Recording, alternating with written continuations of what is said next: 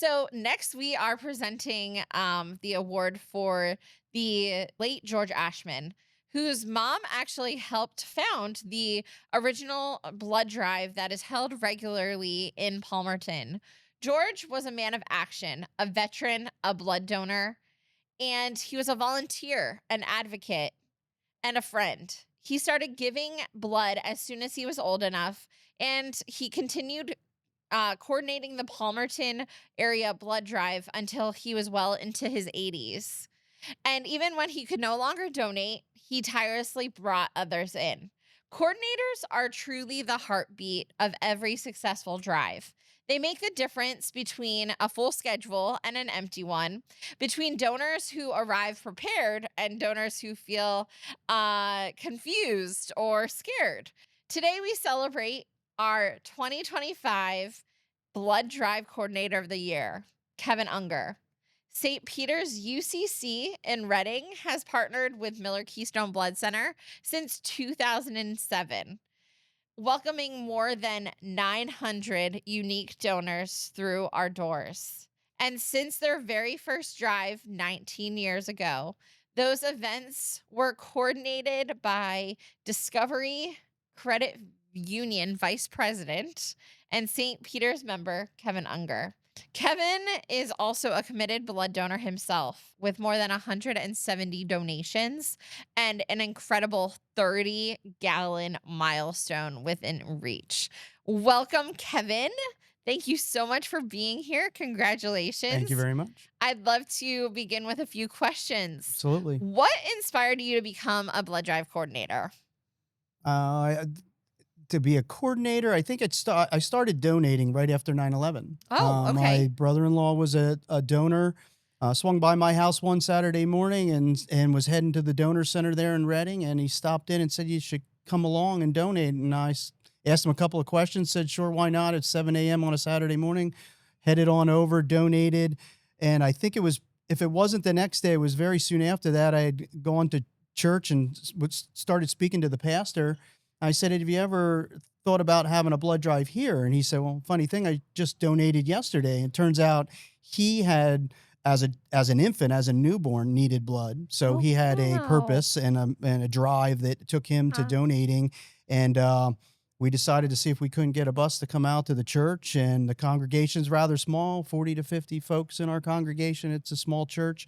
And started with that first drive, and ever since then we've gone every 8 weeks. We switched it to 9 weeks, and we've been going ever since. So we were talking a little bit earlier, and you are now hosting your 113th blood drive, coming up in Sunday. on Sunday. Yep. That's incredible. Yep. What inspires you about the donors that come out and Well, I think donate blood? it's a great time for me to get together with some people that I probably would not see otherwise. So over the nearly 20 years, I have colleagues, coworkers, family members, guys I played softball with, just guys that folks and people that I've met over the years, and to be able to see them. Otherwise, I don't know that I would ever cross their paths. So I'll hang out on Sunday. I'll be sitting there on the porch in my rocking chair in the 70-degree weather, just chilling, and everybody comes and goes every 15 minutes. Two donors coming in and have a little conversation, catch up real quick, how things going. Off they go for their day. And when you have 30, 40 people rolling through, it's really nice to hang out there and catch up with Yeah. everyone. What has changed over the years? You've been doing this for quite a few years now. What has changed? What has changed, I think, more than anything is I don't have to battle as much to fill those slots. So early on, I would have a drive of 30 slots, and maybe we'd get 10 or 15. And my rep from Miller-Keystone would have, "Oh, don't worry. It's okay. It takes time to build up your," and ever since you mentioned 900 plus unique donors, my donor pool's probably well above that. Um, Folks sign up for the drive at the drive for the next Okay. one. Oh, So when we nice. had our drive in January and we had two coaches there and we did a donor appreciation drive, the list is sitting there for the next drive. So there's 38 slots. By the time that drive ended, 24 of the 38 were full. Within 2 or 3 weeks, it was completely full. So I don't have to chase people. I literally have a full drive on Sunday, and I actually have bench folks, if you want to call them, that'll come Okay. out. They're ready to go. They're like, "Hey, don't worry, we'll go to the center if you're They're hanging full." out on the But they're bench. ready to go because you always have a couple call offs. Somebody's sick, forgot, Yep. whatever that is. But I do a pretty good job of staying on top of texting everyone the day before, reminding them. They get a reminder from Miller-Keystone. Yep. I send them links to the iScreen, make sure that they're ready to go. Because when you have two donors coming in every 15 minutes, it needs to run like clockwork to keep everybody on schedule. Absolutely. And you mentioned that you had a drive in January where you had two coaches. You were telling me that that's your appreciation drive. Tell us a little bit more about that. Sure. So I think after our 100th blood drive a year and a half ago, we had such a great turnout, over 114 registered as I tried to get 100 donors for the 100th drive. Ever since then, we decided the church, let's try and do an annual appreciation drive. We'll get two coaches. We'll try and fill those 70 to 80 slots. And then I kind of run around all of Berks County to all the local merchants collecting tchotchkes and chip clips and coupons and car washes and gym passes and everything that I possibly can to fill these bags. My wife and son came with me on Friday night. We line up the 70 bags across the table, fill them up with all the goodies. And then Y102, Craig Stevens was there Yep. broadcasting live, and he's promoting all of the giveaways we have from Wawa and all the local merchants. And it just gets folks out. You know, it's always good to have a little giveaway for the Yeah, for the donors absolutely. when they come out. So donating blood, as your 30 plus gallon, um, is something that you've established working with your son as well, right? So as soon as he turned 16, That's he correct. was in the chair next to you, Within 3 sitting. days of turning 16. Back years ago was 17, and then they had changed the age to 16. And 3 days, December 29th was his birthday. And I think the very first couple days of January, he had donated, and he had been, I think he's over 35 donations. He's 21 now. And 21. he started not just doing whole blood, but I had the center's real close to our house. So it's literally right across the street.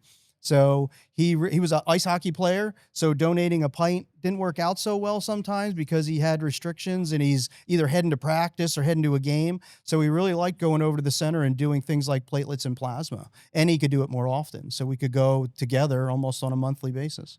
That's awesome. And so he's also going to get celebrated today. So I hear. So is this a family affair? And have you convinced him to take over, when you retire? Well, I have to work on that. I tried to convince him to come in here and have a conversation with you, and not yet, not yet. So, but yeah, he's there. He's committed. He's always donating. He's either doing whole blood or coming to the center and doing plasma. So, hopefully, it's there. We all in everything today. We need the youth involved. The business that I work in on a daily basis, our aging membership needs to, we need the younger folks coming in to get involved, to volunteer, to donate, whatever that is. Volunteerism's tough, and if we don't have those young folks coming in to do it, it's I don't know if it's sustainable. We need to get them out and donate. Absolutely. And you just talked about like the need for younger donors. Today we actually get to celebrate our younger donors, and we actually get to put a plea out there to younger people to come out and donate. What's something you would say to somebody who has never donated blood before? So I think for someone that's never donated, I think this last drive that we did in January was the first. I had a few new donors. Matter of fact, I think we used one of the Miller's programs there where they gave a small gift card to the donor and the individual that brought them. We promoted that real quickly within the last few days. I think even Craig spoke to it on the radio, and we had a few first time donors come out. I'm a gym rat, so I'm at the gym all the time, and I see a lot of people, and I'm constantly talking about donating. And I get every now and then I have someone that's new, and just a short conversation with them about how easy it is. It's something that takes only a few minutes of your time. It's not monetary. It's just your time, and the feeling that you get after you donate is it's priceless, right? You can't put a price on it. And over the years, I've seen folks from being scared to donate to crying if their iron was too low and they couldn't donate that day. Literally getting physically and emotionally upset because they were unable to donate because they've become so passionate and loyal. The base that I have at St. Peter's of loyal donors, they're there all the time, is one of the reasons why a decade ago we switched our drives from every 8 weeks to every 9 weeks. We lost one drive a year, but we gained donors. My rep at the time, rest her soul, Louise, she said, you know what, if we go to 9 weeks, we'll be able to capture those folks that miss on vacation or are sick because they'll have a week before and a week after. So Right. I was often, when we were doing it every 8 weeks, one of the donors would say, I'm on vacation this weekend. Don't worry, I'll go to the center on Monday morning. And I said, well, I don't want to discourage you, but if you do, you're not going to be eligible for my next drive. You're going to come up one day short. Oh, well, then I'm not going to donate because I don't want to miss your next drive. Well, that's not good either. So by moving it to 9 weeks, now they can go to the center the week before, the week after. They can miss because they're sick and still go, or if they know they're going to be away, and then they're still eligible for the next drive, which has worked out fantastic. So Yeah. we're on a 9-week schedule for probably the last Nice. 10 years, and it's been great. And if people can't come in or come to St. Peter's UCC and donate, they can still come to the center and use the code. So you still get credit for that. Do you know offhand what that code is? 5672. All righty. Yeah. So there you go. If you want to go donate at our Reading Center, you can go and use Kevin's donor or Kevin's number and get credit for St. St. Peter's. Peter's. Yeah, there used to Um, be a time, there was a time where like folks did that they asked you that at the donor center. Now it yep. stays in the system. It's there for them all the time. I have a friend sitting in the room here with me, Bill. He's a regular donor as well. He would text me every time he's at the center. What's the code? What's the code? What's the code? What's the code? Well, now you don't need to You would because have it's thought, already on there. yeah, you would have thought 5372 would have stuck in his head after a while, but yeah, no, he says no. He says no. But All yes, right. And then help settle the debate. Oreos or Nutter Butters? oh, that's a tough one. But Oreos for me. My Okay. son definitely Oreos. But I have a friend that lives on. Oh, I'm blanking on it now. What's the from when we were kids? The Fig Newtons or the Lorna Dunes? oh my gosh, I can't think of it. Every time I go, that's why he comes. He comes all the time for the. So lost it. Can't find the name of it. Are they the Lorna Dunes? No, it's no. it's not the Fig Newtons. Fig Newtons. Fig Newtons. Fig There Newtons. is a Fig Newton Fig person. Newtons, yes, Jeez, yes. okay, If he doesn't make the fine. drive, I guess I have yeah, to. yeah. Props to Oh, Chris, man. Chris J. He's one of my. I have 2 donors, 8 o'clock every drive. They are the first drive. If they can't make it, they'll go to the center. If they can't make it, I make sure to tell them, can you make May 8th or whatever the next drive is, because I need to get them in there at 8 o'clock before somebody else writes their Writes name their over name top. on there. So I always make sure. So right now, I think if you looked at my drive after this Sunday, there's already 2 folks on that list because they knew they weren't going to make this weekend. So they're signing right. up for the next one. So Okay, the so- loyalty is there. We have some serious loyalty at our drives. That's for sure. All right. Well, that's good for me. Thank you so much. Congratulations for winning this award, and I'm honored. I can't wait to chat with you again soon. I appreciate it. Thank you so much. You're welcome. Thank you. Awesome.